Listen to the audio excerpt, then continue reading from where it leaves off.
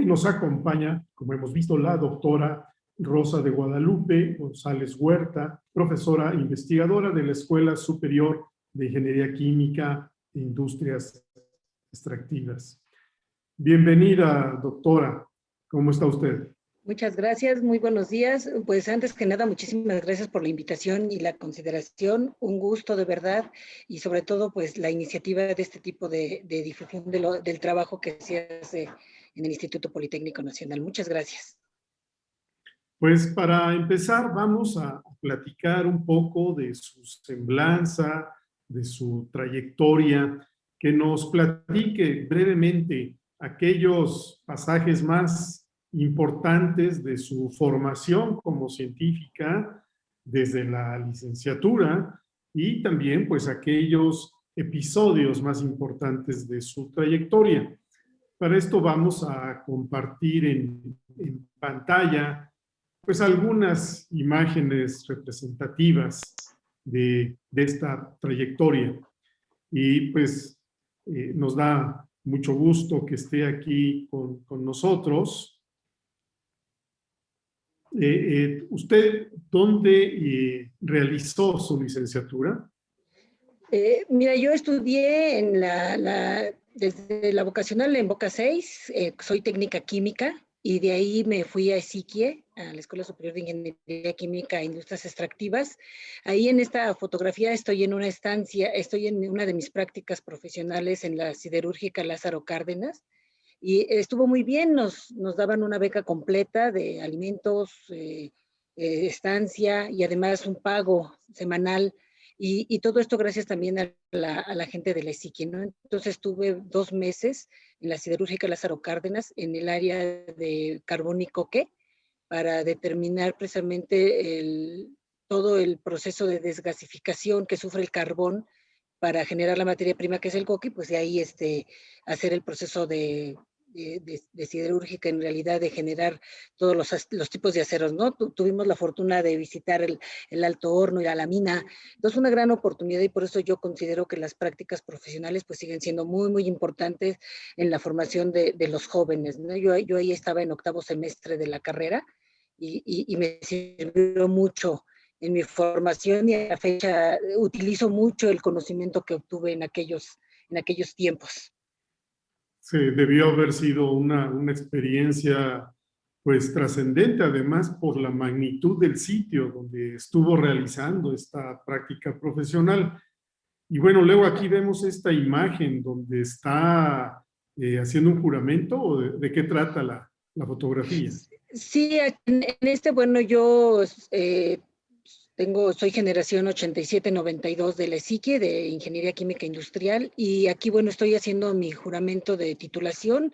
Yo me titulé por promedio en el 92 y pues teníamos que presentar un protocolo muy breve, hacer una semblanza precisamente de nuestra experiencia en el salón de titulación y bueno, ahí yo ya estaba trabajando, me acuerdo que era noviembre del 92 y a mí ya en donde entré a trabajar, que era una constructora de 2 plantas de hidrodesulfuración de destilados intermedios en Tula y Salamanca, pues me habían pedido que ya fuera titulada. Entonces yo estaba todavía pensando de desarrollar una tesis o ya titularme por promedio y entonces la verdad a mí me ayudó muchísimo haberme titulado por promedio. Me ayudó mucho en mi salario, prácticamente de las 4 personas que ingresamos a la constructora, yo fui la que tuve casi el doble de salario por estar titulada como ingeniero. Y bueno, eso también ayuda mucho, ¿no? Como dicen, un buen promedio, si no te ayuda, no te estorba. Y yo siempre recomiendo a mis estudiantes que digo, a lo mejor no llevar un 10 o posiblemente un 9, ya estamos en el límite un poquito alto, pero sí mantener un 8, ¿no? Entre 8 y 9 es muy buen promedio para poder aspirar o no tener pretexto de que no te den lo justo, ¿no? Afortunadamente a mí me fue muy bien con la titulación y yo ya para esas fechas, yo ya estaba integrada en la empresa y ahí estuve 4 años en el diseño de plantas y me ayudó también porque yo venía de hacer prácticas profesionales en el IMP y gracias a esas prácticas se me contrató en la empresa y yo ahí continué 4 años trabajando.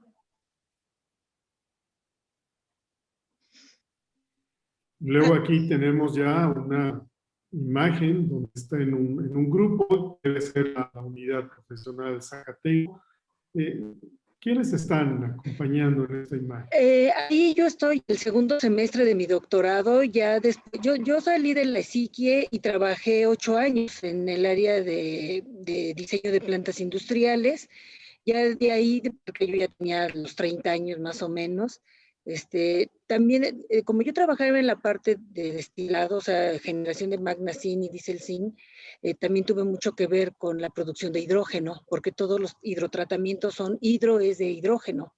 Entonces estábamos en la producción de hidrógeno. Yo también, por cuestiones familiares, me casé, ya tenía yo a una hija pequeña y mi hija tenía 2 años. Con mi esposo es egresado también, él es de la ESIME y egresó del CIMBESTAF. Entonces, platicando ya como familia, vimos la opción de yo integrarme a un doctorado ahí en el Departamento de Ciencias Químicas del CIMBESTAF. Y yo entro a hacer mis prerequisitos, conozco al doctor Omar, que es el segundo de izquierda a derecha, y yo veo que es un área aplicada. Yo venía de la parte industrial, entonces traía ese ímpetu de seguir teniendo una aplicación directa de lo que yo aprendiera. El doctor Omar también es egresado de la ESIQUIE y me acuerdo mucho de una frase que nos dijo: antes de doctores somos ingenieros y tenemos que resolver cosas que a la sociedad le interese, ¿no? Digo, más allá de la química bonita y de que vemos los rayos X muy padre y todo, a mí me interesaba más esta parte aplicada. Entonces, en cuanto entro y él nos da su plática, yo me engancho con el grupo de hidrógeno, pero también me topo con que no había mujeres en el grupo y que 2 mujeres que se habían integrado, por lo que tú quieras, no habían terminado. Entonces, cuando llego, pues mis compañeros me dicen: no vas a terminar, te viniste a un área muy complicada, es área de físico-química, aquí solamente terminan los varones. Y sí me decían: oye, es vete orgánica y es más fácil, en 3 años termino. Pero dije, bueno, o sea, yo ya soy una mujer ya madura, ya tengo más de 30 años, no me voy a poner a elegir una carrera porque está fácil o porque termine antes. A mí en realidad me había interesado mucho el área de hidrógeno, y entonces me integro al grupo del doctor Omar. Tuvimos una química muy padre, digamos, en el departamento de química, de una comunicación muy amplia, muy sincera, y entonces ahí están, el primero es un auxiliar, Sebastián, que siempre nos apoyó para las técnicas y demás, y los demás eran estudiantes de doctorado. Entonces, pues me integro al grupo y la verdad, pues soy la primera mujer que termina en el grupo del doctor Omar, pues, en tiempo, en forma, con un promedio de arriba de 9. Entonces, a la fecha, con el doctor Omar tengo una gran relación, seguimos trabajando, él siempre nos apoya, incluso ya saliendo, yo ya tengo 15 años de egresada del CIMBESTAP. Entonces, fue una experiencia muy bonita. Yo ya estaba en otra madurez, digamos, también como persona. Entonces, así te lo puedo decir, fueron mis mejores años de estudiante. Lo disfruté inmensamente, me concentré completamente en el estudio y le daba los tiempos, ¿no? Además, pues ya tenía a mi hija, tenía que ir a pues, hacer sus actividades también de llevarla a la gimnasia, de hacer otras cosas, pero muy concentrada en la escuela. Y con el apoyo de mi esposo, la verdad que me la pasé muy bien en Sinvestar. Entonces, esta es una imagen de su doctorado.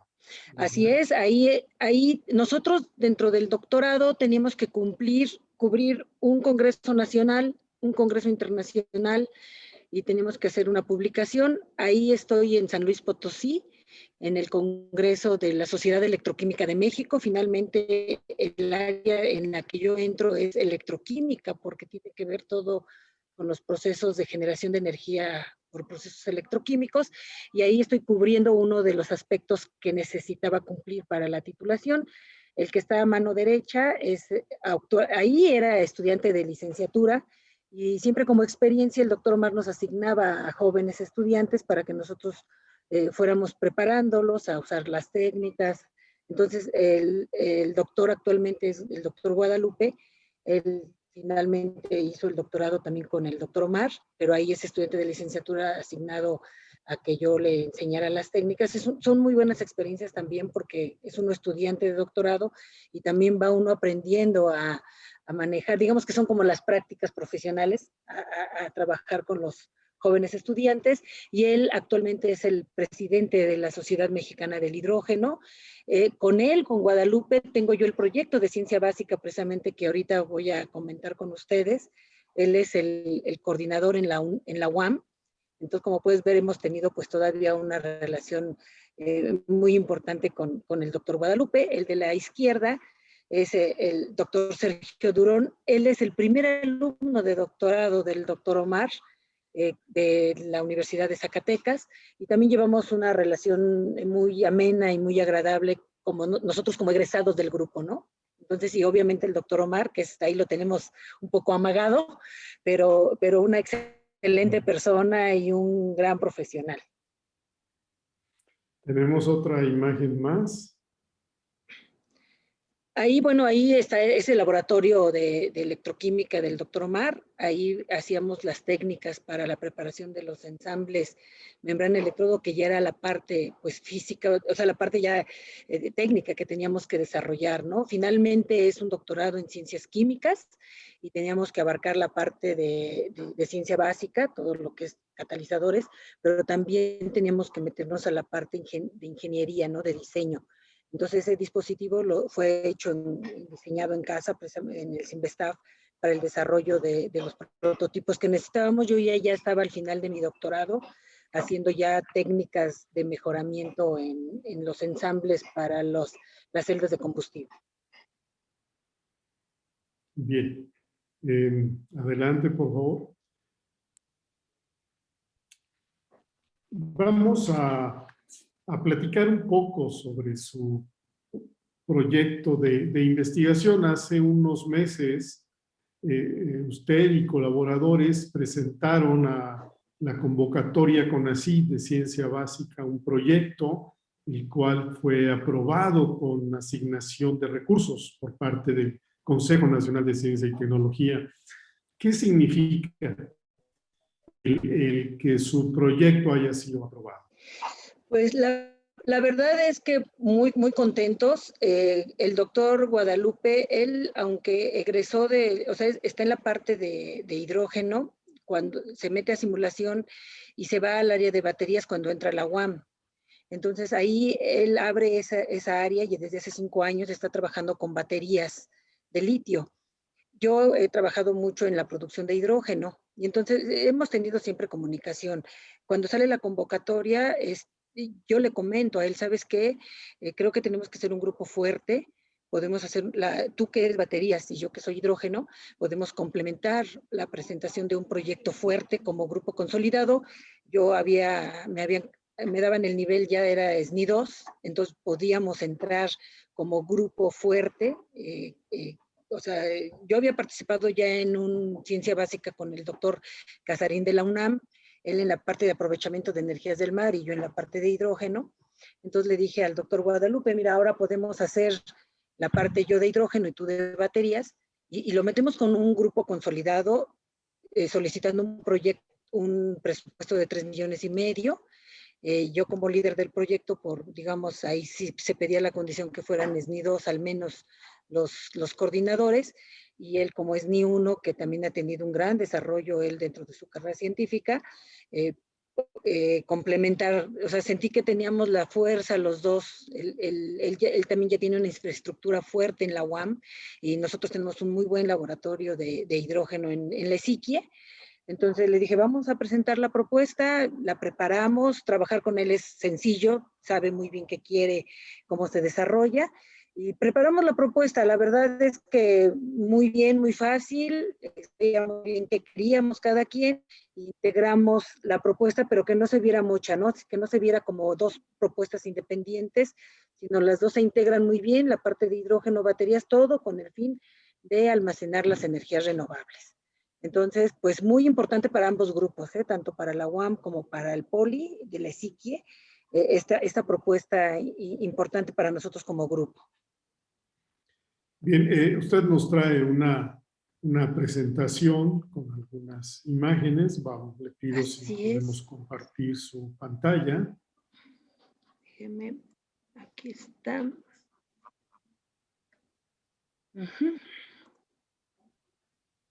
Sí se ve, ¿verdad? Sí. Ok. Sí, lo estamos viendo bien. ¿Y por qué seleccionaron al óxido de titanio para sintetizarlo con los óxidos de rutenio e iridio? Ok, así como una introducción muy rápida, este es un electrolizador de membrana de intercambio protónico.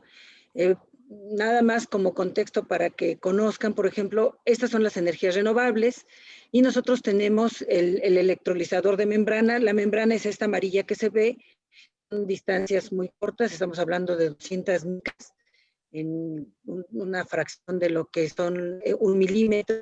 Y de aquí entonces en el cátodo generamos hidrógeno y en el ánodo oxígeno. Aunque nuestro interés es la generación de hidrógeno, la parte fuerte y limitante es la reacción de generación de oxígeno.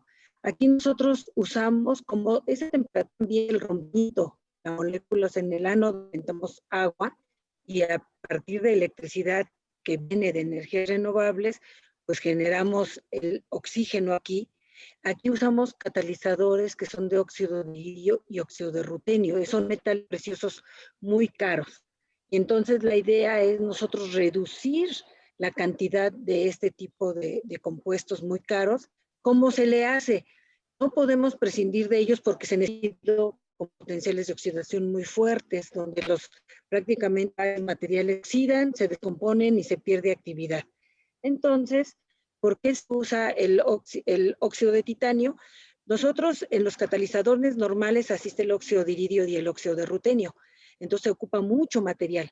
Lo que se intenta es que con el óxido de titanio sea un soporte estable y solamente tenga alrededor estos sitios activos que nos permitan reducir a la mitad o a la tercera parte el consumo de estos materiales tan caros, pero que nosotros podamos mantener el desempeño de estos sistemas en tiempos de vida útil grande y también los costos se reduzcan, ¿no? Y sea una tecnología competitiva. Este es el objetivo de introducir el TiO2, que sea un material soporte estable y disminuir la cantidad de metales preciosos muy caros. Doctora, ¿de dónde se obtiene el titanio, el rutenio y el iridio? Bueno, están por ejemplo, todo en la parte el proceso de minería, por ejemplo, junto con el oro, el platino, en las minas de oro, hay el platino. De hecho, por eso, cuando en las minas de oro sacaban oro, plata, veían un metal ahí, unos metales extras que al principio no sabían qué era. Ahí descubrieron el platino, por ejemplo, también el iridio y el rutenio vienen, dicen que el iridio es un metal extraterrestre, como saben, en todos los choques de meteoritos es donde se encuentran, entonces realmente es una proporción muy pequeña que existe del iridio. Entonces ahí es donde se tiene que disminuir esta cantidad de metales de este tipo para poder, pues que alcance también, ¿no? Si de repente ya va a haber miles de estos tipos de componentes, de estos dispositivos que son los electrolizadores PEM, entonces se tiene que reducir la cantidad de estos metales que son muy escasos en la corteza terrestre. ¿Y el titanio, de dónde se obtiene? El titanio también viene de las minas, este casi siempre está como óxido de titanio, es un metal más abundante y tiene propiedades muy interesantes porque forma una capa pasiva, el óxido de titanio, que lo hace muy, muy estable. Pero también al generar esta capa pasiva no es conductora de electricidad. Entonces debe de tener un equilibrio entre el óxido que se forma, que no es conductor, y la interacción con los otros óxidos para que no sea una resistencia muy fuerte y evite pues esta transferencia de electrones que observamos aquí. Entonces todos estos son metales que vienen de la minería de metales preciosos. El titanio se considera semiprecioso, pero entra en la categoría de la estabilidad del titanio es por la pasividad que tiene de formar este óxido protector. Es como tipo el aluminio, ya ves que el aluminio forma su capa de óxido y eso lo protege pues del agua, de los procesos corrosivos. su proyecto se habla en varias ocasiones de sistemas de regulación, sistemas de gestión de energía, sistemas de almacenamiento químico y, como lo decíamos en la introducción, uno de los grandes desafíos que existen ahora para estas nuevas energías son los sistemas de almacenamiento. ¿Nos puede explicar si es que hay alguna diferencia entre estos sistemas de regulación, sistemas de gestión de energía y sistemas de almacenamiento químico? Claro. Todos, ahorita, si nosotros nos acordamos, la generación de energía es de forma lineal, ¿no? Simplemente tenemos lo que son las grandes generadoras, por ejemplo, termoeléctricas, hidroeléctricas. De ahí hay un sistema por ejemplo, de distribución, ¿no? Hay líneas de distribución y después vienen los centros de consumo, ¿no? En el sistema. Entonces, lineal. ¿Qué es lo que pasa con los apagones? Pues que se rompe esta línea y entonces todo este servicio pues se queda sin uso, ¿no? Han sido los apagones. Entonces, lo que se quiere es hacer un sistema distribuido y que la matriz energética tenga opciones, ¿verdad? Si yo rompo o no tengo esta línea de renovable porque 5 días estuvo nublado, pero tengo sistemas de almacenamiento. Entonces, yo sigo, este es mi servicio, entonces, aunque yo tenga el rompimiento de 1 o 2 sistemas de suministro, yo puedo tener estos sistemas de almacenamiento. Entonces, son sistemas distribuidos en donde la matriz energética puede tener varios puntos de, por ejemplo, aquí, ¿no? Aquí se produce, ¿no? Y también sigo teniendo las bases, la infraestructura que ya se tiene de muchos años, ¿no? No podemos de repente ahorita decir, bueno, sabes que todas las termoeléctricas, todos los ciclos combinados ya no nos sirven, porque hay una gran infraestructura y una seguridad en el suministro. Entonces tenemos este on-off de usar las termoeléctricas normales, los ciclos combinados que existen, pero empezamos a tener otros sistemas complementarios como son paneles fotovoltaicos, pero como sabemos, y tú lo has comentado y lo dijiste en el video, son intermitentes, ¿no? En la noche no va a haber sol, el viento sopla más fuerte en la noche y en el día a veces no hay tanto viento. Entonces, ¿qué se hace? Se hace un sistema de regulación y de distribución distribuido. Entonces, aquí yo tengo extras de sistemas renovables, los almaceno, ya sea en baterías o en hidrógeno. ¿Sabes qué? Hoy no sopló el viento, pero yo sigo teniendo mis servicios. Bueno, entonces obtengo del hidrógeno o de las baterías ese servicio, ¿verdad? Y ya no voy a depender al 100% de un solo sistema de producción de energía. Aquí también tiene que ver un mercado energético, cómo se despacha la energía, y aquí tiene mucho que ver las políticas públicas, el PRODECEN, que es el programa de desarrollo del sistema eléctrico nacional, establece cuáles van a ser los despachos de energía en función a la capacidad que exista real de suministro y a los costos. Ahorita se le está dando también prioridad a CFE para que se aproveche toda la infraestructura existente, pero que también la matriz energética incluya los sistemas renovables. Entonces, ¿qué es gestión? ¿Cómo voy a agarrar yo a la energía del sol? Y la voy a almacenar, la voy a mandar a las ciudades, la voy a mandar a sistemas de autos eléctricos. ¿Cómo voy a hacer esta gestión? ¿Cuál es la regulación? Bueno, que este es intermitente, la paso a un controlador, la mando a baterías y entonces ya la regulo. ¿Qué es regularla? Que tenga un voltaje constante, que tenga una corriente constante y que yo pueda disponer de ella cuando yo la necesito. Obviamente aquí entra todo manejo de datos, todo lo que es lo que es manejo de internet, manejos remotos, todo lo que son sistemas de redes inteligentes a distancia, y todo eso tiene que ver mucho con los sistemas de monitoreo. Yo necesito tener un muy buen sistema de monitoreo. ¿Cuánta energía me están consumiendo los consumidores? ¿Cuánta energía estoy generando en el norte del país? ¿Cuánta energía estoy generando en el sur del país? ¿Qué tanta necesidad o qué tanta capacidad de almacenamiento se va a tener? Todo este es el proceso de gestión, regulación y manejo de energía. Usted nos ha compartido que es experta en hidrógeno. La ESICE tiene también un desarrollo muy importante en este tema. Incluso, bueno, hemos leído en diversos medios de comunicación que en un momento dado podríamos acceder a una economía del hidrógeno, o que el hidrógeno, por ser el elemento químico más abundante en la naturaleza, pues podría ser una fuente inagotable de energía. Pero explíquenos usted cómo es que el hidrógeno es útil para el aprovechamiento de las energías renovables. Ok, déjenme poner aquí mi mouse.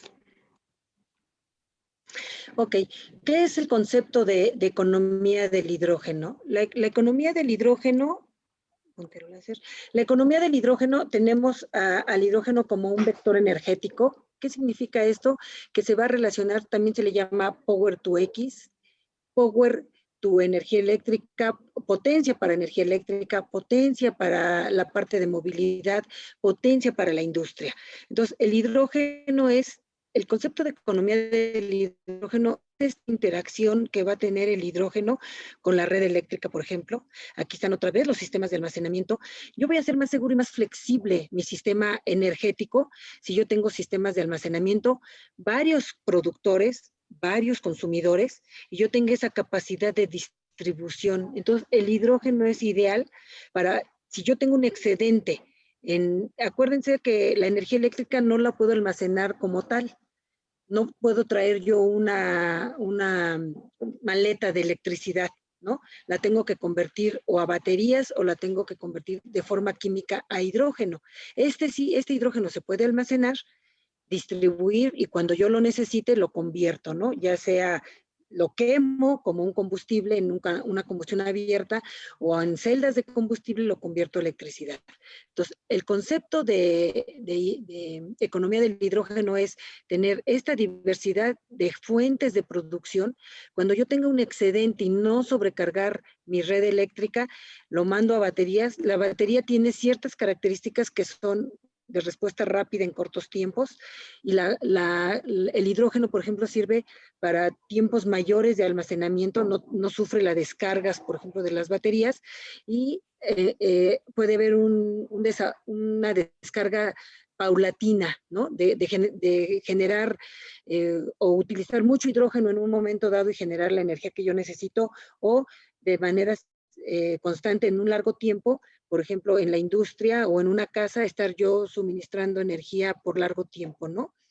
Este es el concepto de energía de economía del hidrógeno, en donde no están en competencia las baterías con el hidrógeno, son complemento. No están en competencia el hidrógeno con la nuclear o con las termoeléctricas, sino son complemento, abren la matriz energética y abren las opciones para que precisamente no tengamos estos apagones, tener ese excedente de energía, poderla almacenar, y cuando tengamos nosotros necesidad, tomarla y que no se desperdicie. Eso aumenta en un 20% la eficiencia del todo el sistema eléctrico, ¿no? Que actualmente se pierde mucha energía en la distribución, y en el no uso de esa energía, pues la perdemos. Para referirnos al cómo de su proyecto de investigación, ¿con cuáles teorías y herramientas llevarán a cabo la síntesis de los materiales que se han propuesto? Ok, lo primero que estamos haciendo nosotros en el proyecto, que como el título lo dice, se usa la energía solar y la energía del océano. Entonces nosotros ya tenemos el monitoreo de un par de años, por ejemplo, de la energía solar. Esta es la campana solar. Por medio de unos dispositivos que se llaman piranómetros, se monitorea, ¿no?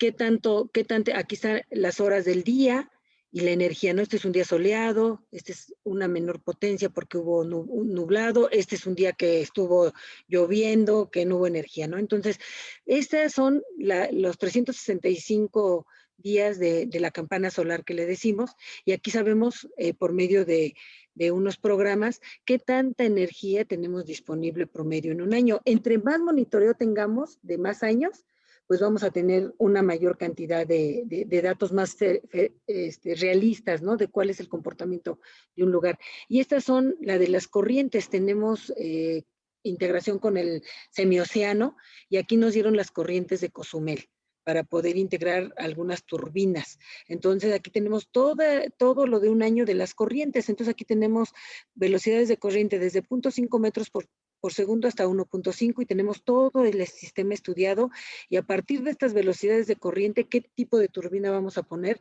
y qué tipo de energía vamos a obtener. Entonces ya teniendo esa energía, pues nosotros nos tenemos que ir esta es una imagen de los tipos de hidrógeno. Lo que queremos es que esa energía del sol o del océano lo podamos convertir a hidrógeno verde a partir de energías renovables. Ahorita nosotros tenemos hidrógeno gris, hidrógeno negro a partir de combustóleo, ¿verdad? El hidrógeno azul es el que producimos a partir del gas natural, pero con captura del CO2. Es importante, ahorita se está manejando mucho este tipo de colores. Entonces, toda esa energía que generamos allá, pues la vamos a usar para generar el hidrógeno verde. Y entonces, de ahí empezamos nuestro diseño. Ok, queremos aprovechar esa energía a partir de un catalizador. Y entonces hay muchos métodos de síntesis, por fotocatálisis. Aquí en este proyecto se está usando el método de impregnación. Tenemos un reactor, aquí se ve un reactor con un control de temperatura. Se agregan los precursores, usamos cloruro de iridio, cloruro de rutenio y también se usa el TiO2 P25, que es un proceso comercial, y ahí se hace una reacción simple con condiciones suaves, no son altas presiones ni altas temperaturas, entonces eso hace el sistema de síntesis barato y de una manera rápida. Son 8 horas del proceso de síntesis, luego hay un proceso de calentamiento en un horno a 450 grados para eliminar todos los compuestos excedentes lavados y ya tenemos nuestro compuesto de óxido de iridio, óxido de rutenio, TiO2. Entonces es un sistema simple y fácil para hacer la síntesis de estos catalizadores y nosotros luego poderlo usar en el electrolizador y ese electrolizador aproveche la energía renovable. El micrófono, por favor. En una diapositiva anterior hizo referencia a las membranas de intercambio de protones. ¿Puede abundar un poco más en explicarnos qué es este tipo de membrana? Claro que sí. Los electrolizadores los clasificamos por el tipo de electrolito que usan. La membrana Nafion es un electrolito. ¿Qué significa que es un electrolito? Pues que se mueven iones en su interior. Entonces empecemos a hablar, la membrana Nafion tiene una estructura de un clorofluorocarbono. Más fácil la estructura del teflón, ¿verdad? Todos hemos escuchado el teflón, que es el que se pone en los sartenes. Esta es la base del teflón, una cadena larga de clorofluorocarbonos y aquí la diferencia de la membrana Nafion es que va a tener unas cadenas laterales oxigenadas y al final toda esta parte, la columna grande de clorofluorocarbonos junto con las cadenas laterales forman una zona hidrofóbica, o sea que rechazan al agua. Y después al final tenemos unos grupos sulfonios que forman una zona hidrofílica.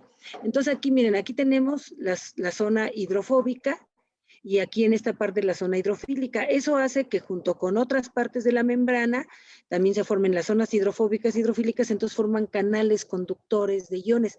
Estos sulfonios tienen la capacidad de tomar los protones y hacerlos móviles. Y entonces aquí toda esta parte son canales iónicos en los que se mueven los protones de un lado al otro de los electrodos, de cátodo a ánodo, de ánodo a cátodo. Y entonces aquí se ve un poquito más, se les llaman micelas de conducción, tenemos la zona hidrofóbica, tenemos la zona hidrofílica y aquí es como vemos cómo los protones, estos signos positivos, van brincando de sulfonio a sulfonio en toda la cadena. Estamos hablando de 200 micras. O sea, es un espesor muy, muy pequeñito, 0.2 de 1 milímetro. O sea, entonces imagínense 1 milímetro y de ahí todavía divídanlo en 1000 y de esos 200 micras es el tamaño de la membrana. Eso hace que pues la conducción protónica sea muy eficiente, que el reactivo que nosotros usemos sea agua y también evitamos por ejemplo, sosa cáustica, ácido clorhídrico, ácido nítrico, como electrolito. Entonces, la operación del electrolizador PEM pues es muy eficiente en el sentido de que no vamos a estar usando sistemas corrosivos. Entonces, este es el funcionamiento de una membrana Nafion, en la que podemos ver realmente es una ingeniería molecular súper interesante. Hay grupos que se dedican de lleno a explicar todo lo que son el mejoramiento de las membranas Nafion. Tienen sus limitantes, no pueden trabajar arriba de 120 grados, también son muy sensibles a la luz, por ejemplo, ultravioleta, al infrarrojo, también hay que cuidarlas mucho. Entonces, pues también el problema es que son caras, y ahorita lo que se está tratando de hacer es que estas membranas Nafion mejoren, puedan usarse hasta 200 grados y tengan opciones de membranas laterales más cortas, tengan un poco sustituir los fluorocarbonos, porque acuérdense que ya como desperdicios pueden dañar la capa atmosférica. Entonces hay varias cosas que se tienen que hacer todavía con estas membranas. Hay un área de investigación completa en esta parte. Si bien su investigación está clasificada como ciencia de frontera, además del potencial de generar artículos en revistas científicas internacionales con sistema de arbitraje, ¿este proyecto podría generar alguna patente? ¿Es uno de sus objetivos? Claro que sí. Nosotros aquí ahorita estamos, déjenme darle aquí, para el proceso de electrodos, o sea, todo el proceso que implica es la síntesis de materiales, las pruebas electroquímicas, obviamente pruebas morfológicas y la preparación de ensambles membrana-electrodo. Nosotros queremos desarrollar precisamente una patente en el desarrollo de catalizadores. También estamos desarrollando un sistema específico, una metodología para la preparación de los ensambles.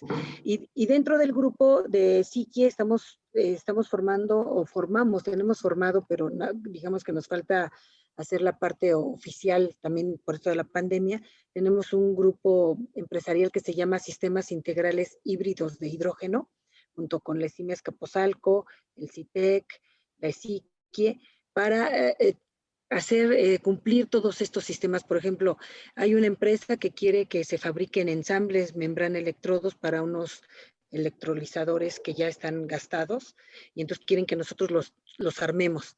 Entonces es la parte más cara, les cuesta casi 400,000 pesos hacer los cambios de estas ensambles. Entonces queremos hacer este proceso. Déjenme comentarles nada más acá.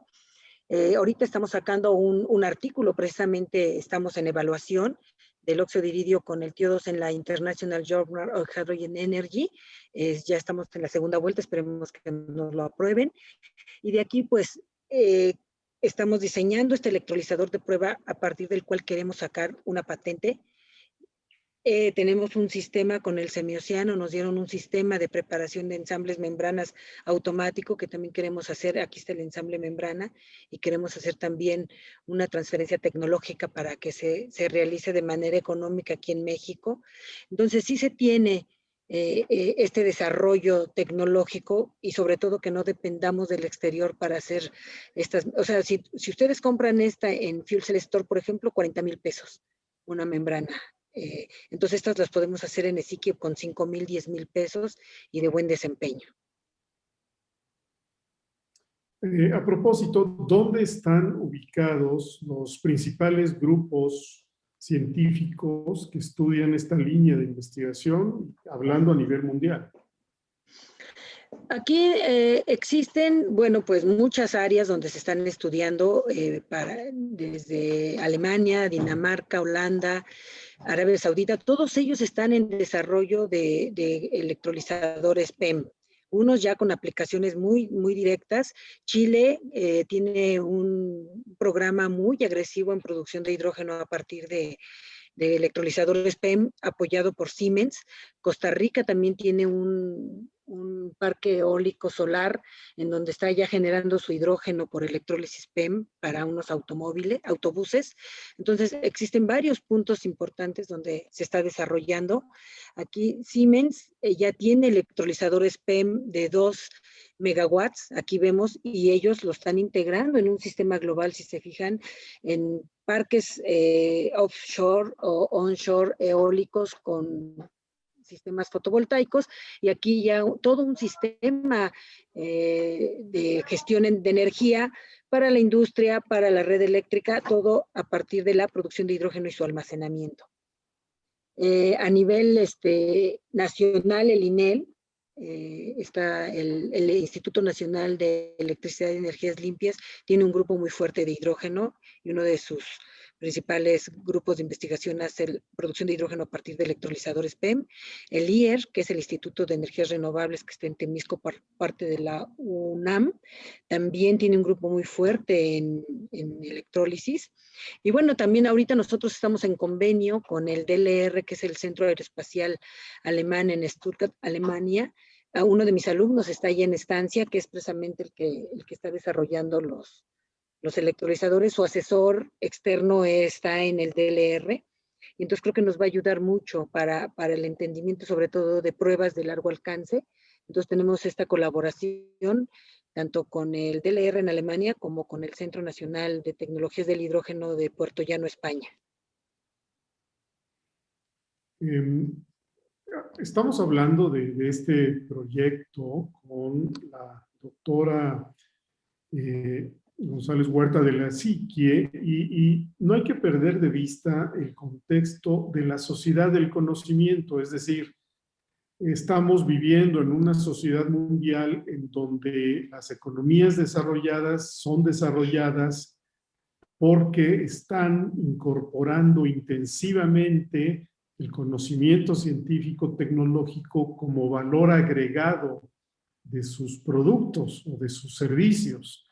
Y precisamente un proyecto como este, doctora, que nos está mostrando, pues nos estamos dando cuenta cómo hay conocimiento científico-tecnológico en cada uno de los procesos que nos ha estado compartiendo, y vemos como esto es un fenómeno mundial a nivel de países desarrollados y de países emergentes, como puede ser Brasil o la India.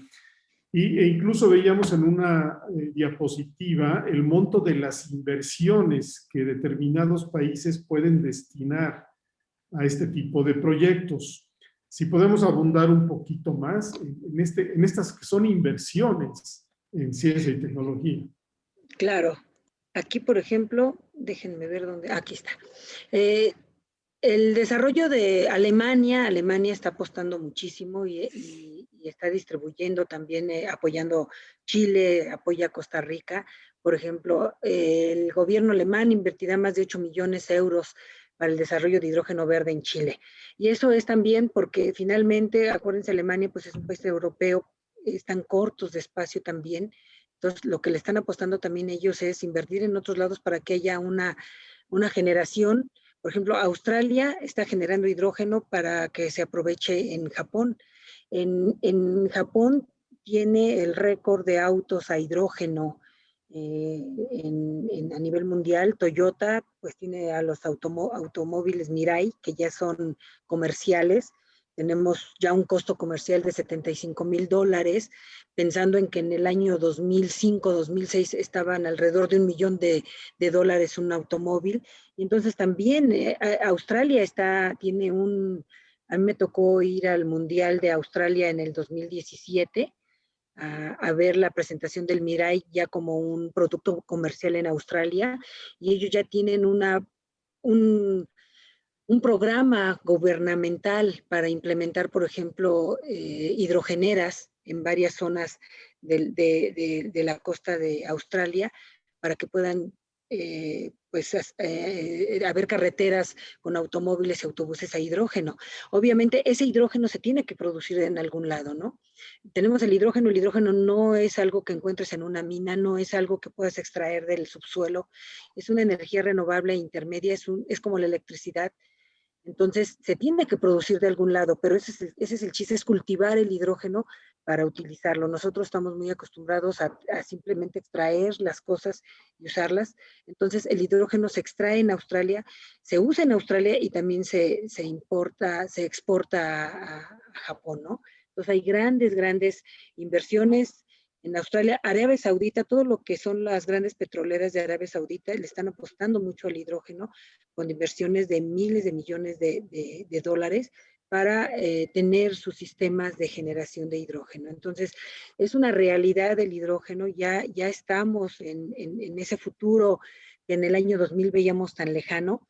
Para el 2030, los electrolizadores alcalinos van a tener precios competitivos con el proceso de reformado de gas natural para la producción de hidrógeno, y pues eso va a disparar la producción de hidrógeno verde a nivel mundial.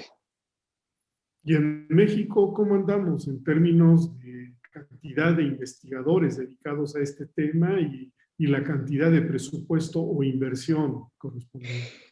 Fíjate que México, bueno, ahorita ya tenemos la fortuna en el PRODECEN, salió ya que a partir del 2025 se tiene proyectado el 2% de hidrógeno alimentado en las turbinas para los ciclos combinados.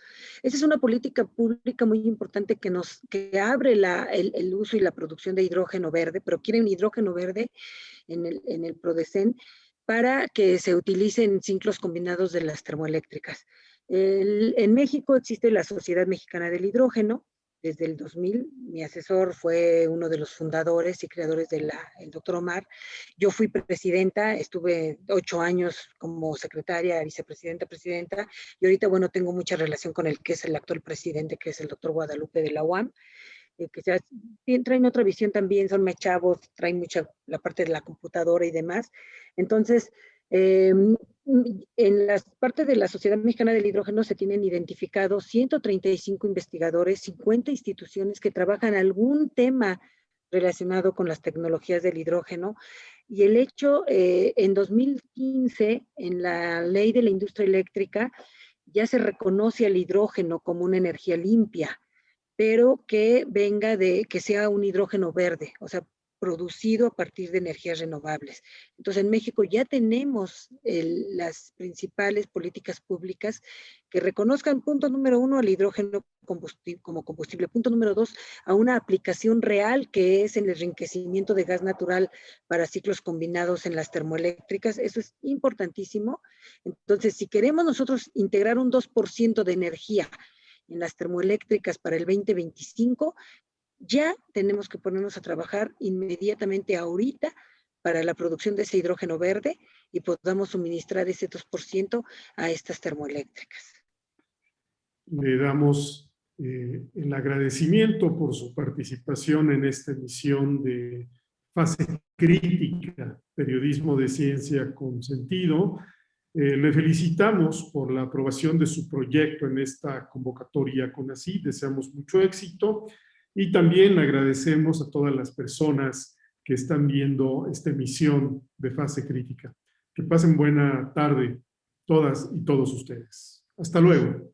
Hasta luego, muchas gracias.